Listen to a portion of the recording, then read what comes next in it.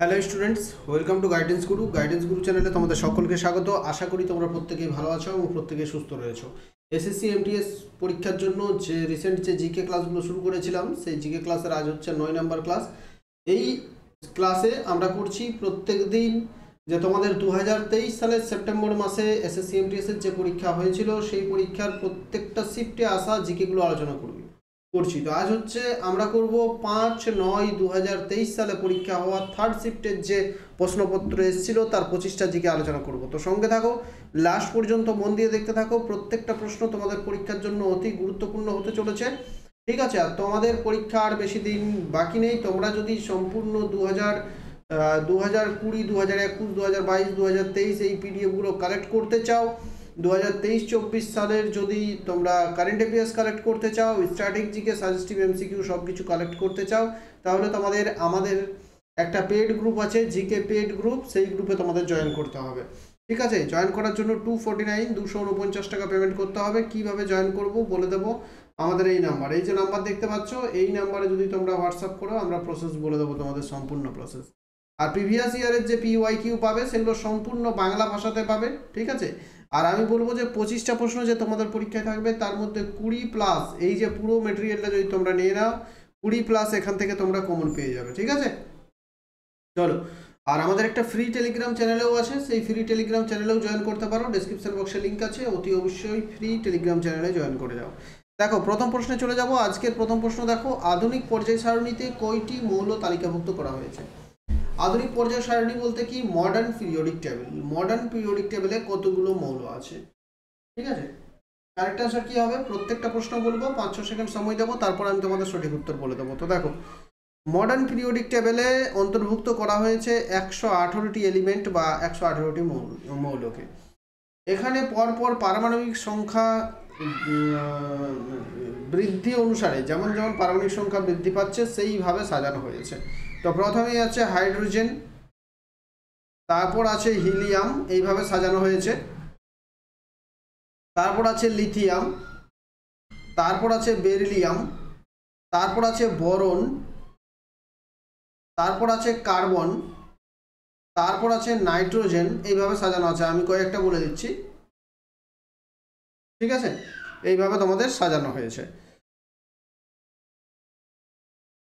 তারপর আছে অক্সিজেন, তারপর আছে ফ্লুরিন,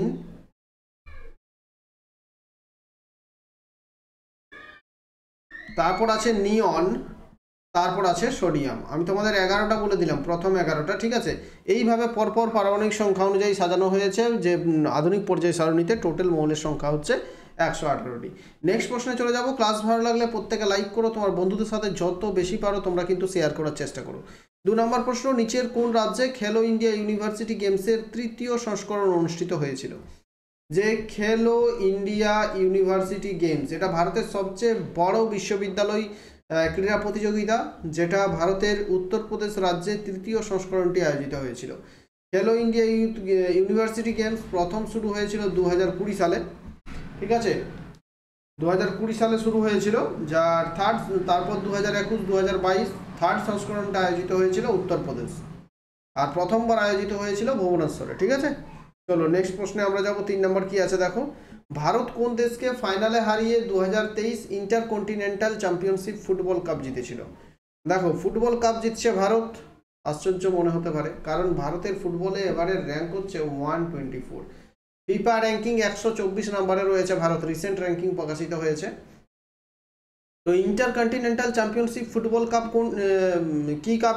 এটা একটা ফুটবলের কাপ। 4টি দেশের মধ্যে, এশিয়া মহাদেশের 4টি দেশ অংশগ্রহণ করে ইন্টারকন্টিনেন্টাল ফুটবল কাপে, যেখানে ভারত লেবাননকে ফাইনালে পরাজিত করে 2023 সালে ভারত জয়ী হয়েছিল, ঠিক আছে? চলো নেক্সট প্রশ্নে আমরা চলে যাব। কি আছে পরবর্তী প্রশ্ন দেখব। 4 নম্বর, ভারতের কোন রাজ্যে পরিবর্তনশীল চাষাবাদ ব্রিংবা নামে পরিচিত? পরিবর্তনশীল চাষাবাদকে বলা হচ্ছে ব্রিংবা। কোন রাজ্যে ব্রিংবা বলা হয় পরিবর্তনশীল চাষাবাদকে? ঠিক আছে, এই যে পিডিএফটা দেখতে পাচ্ছ, এই রকম পিডিএফ কিন্তু আমরা সব পিডিএফগুলো তৈরি করে দিয়েছি, ঠিক আছে? যেখানে প্রশ্ন থাকবে, উত্তর থাকবে, সব ক্লিয়ার দেওয়া থাকবে। তো যদি তোমরা নিতে চাও, আমাদের যে নাম্বারটা বললাম সেই নাম্বারে তোমরা যোগাযোগ করতে পারো, তাহলে প্রসেসটা বলে দেবো। তো কারেক্ট আনসার কি হবে? ব্রিংবা। পরিবর্তনশীল চাষাবাদকে ব্রিংবা বলা হয় ওড়িশা রাজ্যে। কোন রাজ্যে? ওড়িশা রাজ্যে। Option 4 is the correct answer. 5 নম্বর প্রশ্ন দেখব, এটিএম এর সংক্ষিপ্ত রূপ কি? এটিএম কে কি বলি আমরা? Automated teller machine. Automated teller machine ATM এর পুরো নাম, অটোমেটেড টেলার মেশিন। এখন প্রশ্ন হচ্ছে, এটিএম থেকে একটা প্রশ্ন আসে পরীক্ষাতে, যেমন ভারতে প্রথম কবে এটিএম ইন্ট্রোডিউস করা হয়েছিল, বা ভারতে প্রথম এটিএম কবে ইনস্টল করা হয়েছিল? তো ভারতে প্রথম এটিএম ইনস্টল করা হয়েছিল 1987 সালে। Hong Kong and Shanghai banking cooperation, Hong Kong and Shanghai banking cooperation HSBC দ্বারা 1987 সালে ভারতে প্রথম এটিএম লঞ্চ করা হয়েছিল। ঠিক আছে, এটা মনে রাখবেন, প্রশ্নটা থাকে পরীক্ষায়। 6 নম্বর, কে ভারতে প্রথম মহিলা বিশ্ববিদ্যালয় প্রতিষ্ঠা করেছিলেন? ভারতে প্রথম মহিলা বিশ্ববিদ্যালয় প্রতিষ্ঠা হয়েছিল 1916 সালে। ঠিক আছে, 1916 সালে ভারতে প্রথম মহিলা বিশ্ববিদ্যালয় প্রতিষ্ঠা হয়েছিল, সেটাও হচ্ছে মুম্বাইতে। প্রতিষ্ঠা করেছিলেন ধন্ধ কেশব কার্ভে। কে? ধন্ধ কেশব কার্ভে, তিনি এটা প্রতিষ্ঠা করেছিলেন, একজন সামাজিক কর্মকর্তা ছিলেন। 1920 সালে, দেখো, হ্যাঁ 1916 সালে প্রতিষ্ঠা হয়েছিল। আর 1920 সালে এই যে মহিলা বিশ্ববিদ্যালয়, এটার নামটা হয়ে যাচ্ছে শ্রীমতী নাথিবাই দামোদর ঠাকরে। শ্রীমতী নাথিবাই দামোদর ঠাকরে এই বিশ্ববিদ্যালয়ের নাম দেওয়া হচ্ছে। দেখো, এই 1916 সাল যখনই দেখবে না, এই সালটা একটা কিন্তু পরিচিত মনে হবে প্রত্যেক। 1916 সালটা আমাদের প্রত্যেকের পরিচিত, খুব বেশি ইম্পর্টেন্ট প্রশ্ন এখান থেকে একটা হয় 1916 সাল থেকে। তো তোমরা বলতে পারবে কি কমেন্টে যে 1916 সালের সাথে একটা গুরুত্বপূর্ণ ঘটনা তোমরা যদি বলতে পারো তো কমেন্টে বলবে। ঠিক আছে, দেখা যাক কে কে পারে। 7 নম্বর হচ্ছে, Devendra Jhajharia world para athletics grand প্রিক্সে কোন পদক স্থান জিতেছে? দেবেন্দ্র ঝাঝারিয়া একজন প্যারা অ্যাথলেটিক্স, তিনি হচ্ছেন javelin thrower. Javelin thrower Devendra Jhajharia. ঠিক আছে, তো তিনি কোন পদক জিতেছিলেন সেটা বর্তমানে আর ইম্পর্টেন্ট নয়, তোমরা শুধু এইটুকু মনে রাখো, এটার আমি উত্তরটা তাই আমি আর ডিসকাস করছি না। তোমরা মনে রাখো যে দেবেন্দ্র ঝাঝারিয়া হচ্ছেন একজন প্যারা অ্যাথলেটিক্স, এবং তিনি একজন জেভলিন থ্রোয়ার, এবং তিনি প্যারা অ্যাথলেটিক্স হিসেবে অলিম্পিকে পরপর 2বার গোল্ড পেয়েছিলেন। অলিম্পিকে তিনি পরপর 2বার গোল্ড পেয়েছেন দেবেন্দ্র ঝাঝারিয়া প্যারা অ্যাথলেটিক্স হিসেবে। তিনি 2017 সালে রাজীব গান্ধী খেলরত্ন পুরস্কার পেয়েছিলেন। ঠিক আছে, তারপর 2012 সালে পদ্মশ্রী পুরস্কার পেয়েছিলেন দেবেন্দ্র ঝাঝারিয়া। এইগুলো মনে রাখলেই হবে। ঠিক আছে, 8 নম্বর প্রশ্ন দেখব, কোষ বিভাজনের প্রক্রিয়ায় দুটি কন্যা নিউক্লিয়াসের মধ্যে ফ্র্যাগমোপ্লাস্ট গঠনের সময় ঘটে? কোষ বিভাজন প্রক্রিয়ায় দুটি কন্যা নিউক্লিয়াসের মধ্যে ফ্ল্যাগমোপ্লাস্ট গঠনের সময় ঘটে, মানে কোন সময় দুটি কন্যা নিউক্লিয়াসের মধ্যে ফ্ল্যাগমোপ্লাস্ট গঠনের প্রক্রিয়াটা ঘটছে? এটা জেনে রাখো, যারা কোষ বিভাজন ডিটেলসে পড়েছো তারা পারবে, অথবা বহু প্রশ্ন যারা প্র্যাকটিস করেছো বারবার তারা করতে পারবে। তো দেখো, কোষ বিভাজন, মায়োটোসিস কোষ বিভাজন তোমরা জানো। মায়োটোসিস কোষ বিভাজনের মধ্যবর্তী একটা প্রক্রিয়া হচ্ছে সাইটোকাইনেসিস। ঠিক আছে, তো মায়োটোসিস সাইটোকাইনেসিস একটা প্রক্রিয়া, সেই সাইটোকাইনেসিস প্রক্রিয়ায় কি হচ্ছে, ইউরেটিক কোষ যে থাকে, সেই ইউরেটিক কোষের সাইটোপ্লাজমের বিভাজনের সময় এই ঘটনাটা ঘটে থাকে, সাইটোকাইনেসিস যাকে বলা হচ্ছে। 9 দেখো, ভারতে মেহগনি, রোজউড এবং সিনকোনা গাছ কোন ধরনের বনে পাওয়া যায়? মেহগনি, রোজউড এবং সিনকোনা গাছ কোন ধরনের বনে পাওয়া যায়? কি হবে কারেক্ট আনসার? ক্রান্তীয় পর্ণমোচী। তো এগুলো তো পর্ণমোচী বৃক্ষ নয়, ম্যানগ্রোভ নয়, পাহাড়ি নয়, তাহলে গ্রীষ্মমণ্ডলীয় চিরহরিৎ বন। চিরহরিৎ বন, গ্রীষ্মমণ্ডলীয় চিরহরিৎ বন।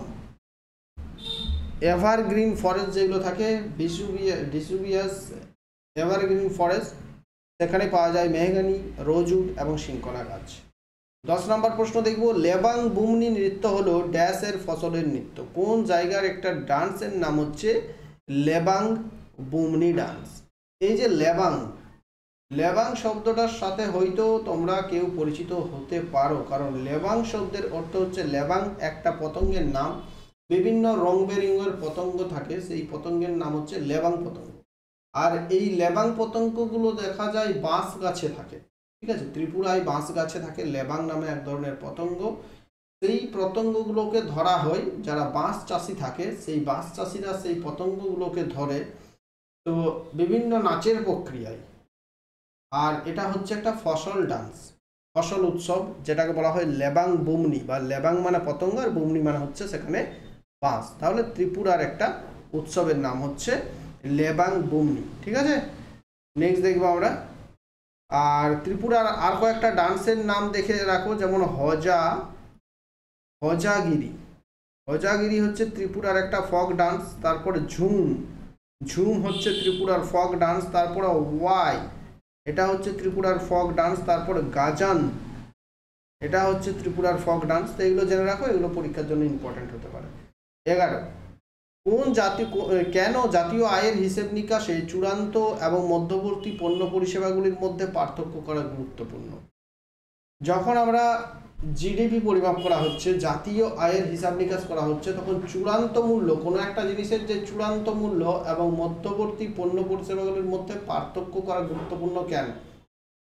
ইকোনমিক্স যারা একটু ডিটেলসে পড়েছো তারাই বুঝতে পারবে, না হলে এই ধরনের প্রশ্ন বোঝা মুশকিল।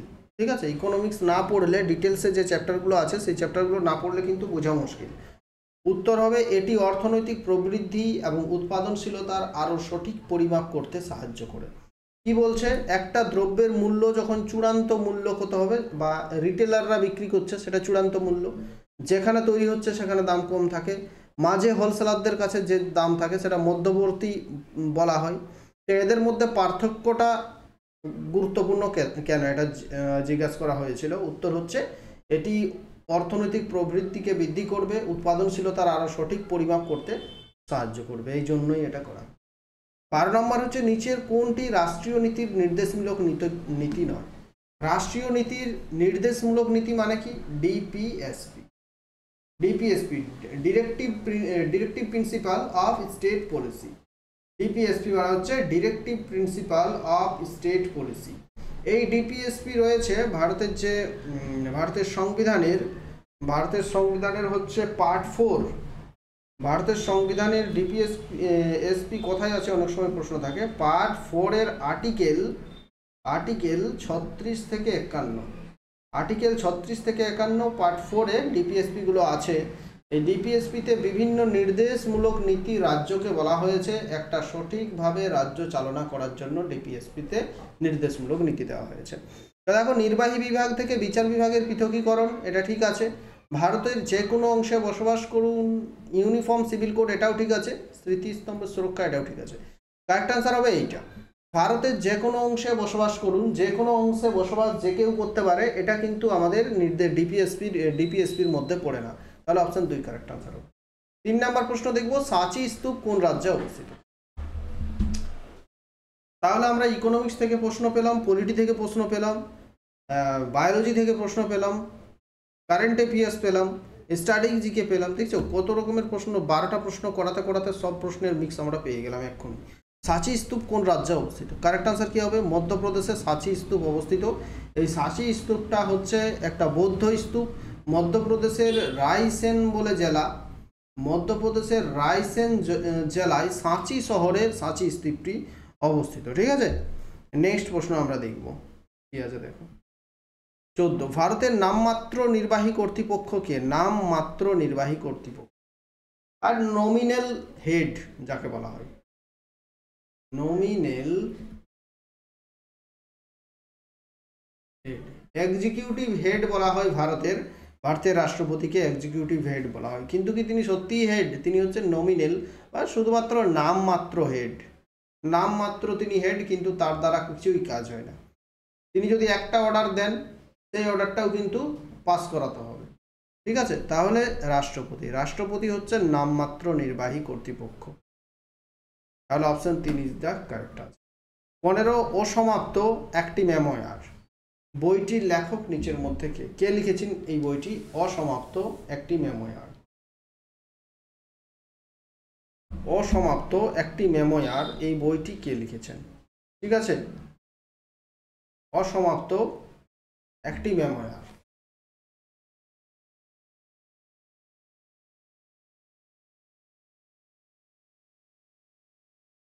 এই বইটি লিখেছেন প্রিয়ঙ্কা চোপড়ার লেখা একটি বই হচ্ছে অসমাপ্ত, একটি মেমোয়ার বা একটি স্মৃতি। ঠিক আছে, option 2 is the correct answer. ষোলো দেখব দক্ষিণ চীন সাগর নিচের কোন মহাসাগরের অংশ? দক্ষিণ চীন সাগর নিচের কোন মহাসাগরের অংশ? কারেক্ট আনসার কি হবে? দক্ষিণ চীন সাগরটা হচ্ছে প্রশান্ত মহাসাগরের অংশ। যেমন আমাদের আরব সাগর বা বঙ্গোপসাগর এগুলো হচ্ছে ভারত মহাসাগরের অংশ, তেমনি প্রশান্ত মহাসাগরের অংশ হচ্ছে দক্ষিণ চীন সাগর। 17 ভারতের কোন প্রতিবেশী দেশের সরকারি ভাষা ধীভেহি? ধীভেহি স্পেলিংটা যদি ইংলিশে লেখা হয় তো এইরকম। ধীভেহি হচ্ছে মালদ্বীপের সরকারি ভাষা, অফিসিয়াল ল্যাঙ্গুয়েজ মালদ্বীপের। মালদ্বীপের রাজধানীর নাম হচ্ছে মালে। ঠিক আছে, 18 নম্বর প্রশ্নে চলে যাব। ভারতের বিমানবন্দর কর্তৃপক্ষের কোন প্রকল্পের অধীনে জম্মু ও কাশ্মীরের লেফটেন্যান্ট গভর্নর জম্মু ও কাশ্মীর গ্রামীণ জীবিকা মিশনের স্থানীয় শিল্প ও স্বনির্ভর গোষ্ঠীর কারিগরদের সহায়তার জন্য শ্রীনগর আন্তর্জাতিক বিমানবন্দর উমিদ মার্কেট প্লেসের উদ্বোধন করেছিলেন? এটা পুরনো প্রশ্ন, ইম্পর্ট্যান্ট নয়, উত্তরটা জেনে রাখো। আফসার স্কিম দরকার নেই, মনে রাখার দরকার নেই এটা। ঠিক আছে, নেক্সট দেখব 19 ইরানি শাসক কে ছিলেন যিনি 1739 সালে দিল্লি শহর আক্রমণ করেছিলেন এবং বিপুল পরিমাণ সম্পদ নিয়ে গিয়েছিলেন? এই যে করেছিলেন গিয়েছিলেন এত সম্মান দেওয়ার দরকার নেই। ঠিক আছে, ইরানি শাসক ছিল, নিয়ে গেছিল দিল্লি থেকে লুটপাট করে সব কিছু। সেই লোকটা ছিল কে? Nadir Shah is the correct answer. Nadir Shah Delhi 1739 সালে দিল্লি থেকে লুটপাট করে নিয়ে গিয়েছিল। অপশন 2। 20 নম্বর হচ্ছে পণ্ডিত ভীমসেন যোশী ড্যাশ ঘরানার অন্তর্গত? পণ্ডিত ভীমসেন যোশী কোন ঘরানার অন্তর্গত? তিনি ইন্ডিয়ান ক্লাসিক্যাল মিউজিকের সঙ্গে যুক্ত, তো কোন ঘরানার অন্তর্গত? কিরানা ঘরানার অন্তর্গত। Option 2 is the correct answer. Kirana ঘরানার অন্তর্গত। কিরানা ঘরানার অন্তর্গত Bhimsen Joshi classical music, Indian classical মিউজিকের কিরানা ঘরানার অন্তর্গত। তিনি একজন বিখ্যাত হারমোনিয়াম বাদকও বটে। ঠিক আছে, 21 নম্বর দেখব মাহারি নৃত্য এবং গোটিপুয়া নৃত্য নিচের কোন রাজ্যের অন্তর্গত? মাহারি নৃত্য এবং গোটিপুয়া নৃত্য কোন রাজ্যের অন্তর্গত?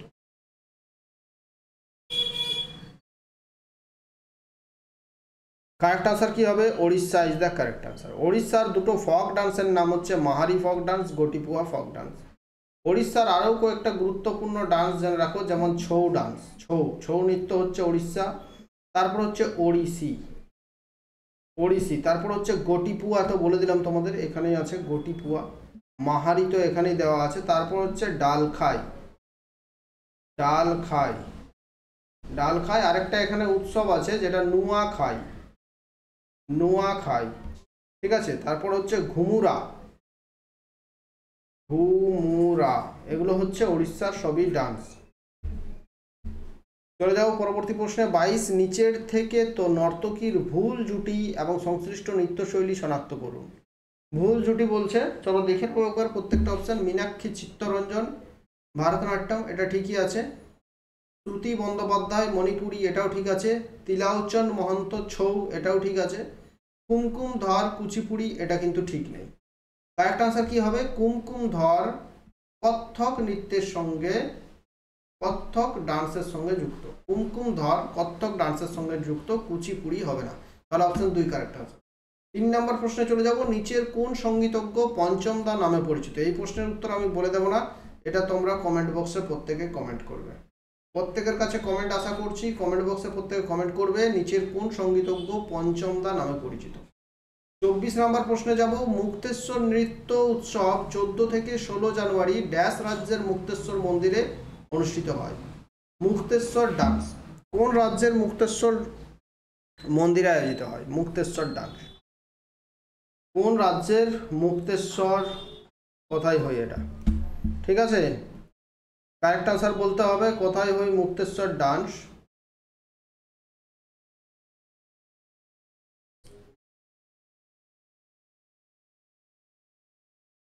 পরবর্তী প্রশ্নটা একবারে দেখে নিচ্ছি, দুটোর উত্তর একসাথেই বলবো। প্রদত্ত বিকল্পগুলির মধ্যে থেকে মিলখা সিং এর আত্মজীবনী নির্বাচন করুন।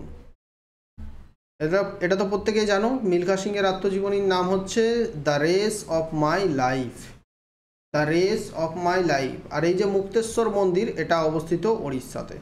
Option 2 is the correct answer. Mukteshwar নৃত্য বা মুক্তেশ্বর নৃত্যটা করা হয় মুক্তেশ্বর মন্দিরে, এটা উড়িষ্যাতে অবস্থিত। 14-16 জানুয়ারির সময় এটা হয়। আর মিলখা সিংয়ের আত্মজীবনীর নাম হচ্ছে the race of my life.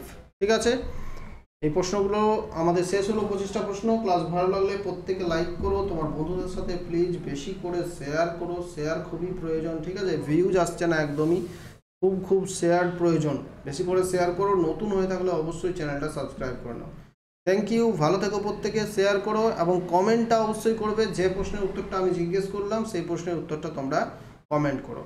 আমি দেখছি আমার এই ভিডিওসগুলোর ভিউজ নেই, ভিউয়ার্স নেই, মোটামুটি 300 ভিউজ তো প্রত্যেক দিন আছে। তো এই 300 জনের মধ্যে কিন্তু 100 জন তো ভাই কমেন্ট করতে পারো। কমেন্ট করতে কত টাইম লাগে? ঠিক আছে, ভিডিওটা দেখে বেরিয়ে যাচ্ছ, একটু যদি তোমাদের কমেন্ট করে দাও। আর তুমি এটাও তো কমেন্ট করতে পারো যে স্যার ক্লাস ভালো হচ্ছে না, বা আমাদের কীরকম ক্লাস প্রয়োজন, এই ক্লাসগুলো ভালো নেই। আর যদি তোমার যদি ভালো না লাগে তাহলে দেখছোই বা কেন? প্রত্যেক দিন 300 দেখছে, রেগুলার ভিউয়ার দেখছি, ভালো না লাগলে দেখছোই কেন? ঠিক আছে, যদি খারাপ লাগে তো খারাপ বলো, ভালো লাগলে ভালো বলো। অবশ্যই প্রশ্ন বলছি যেটা কমেন্ট করো, তো শেয়ার করো। ঠিক আছে, থ্যাংক ইউ।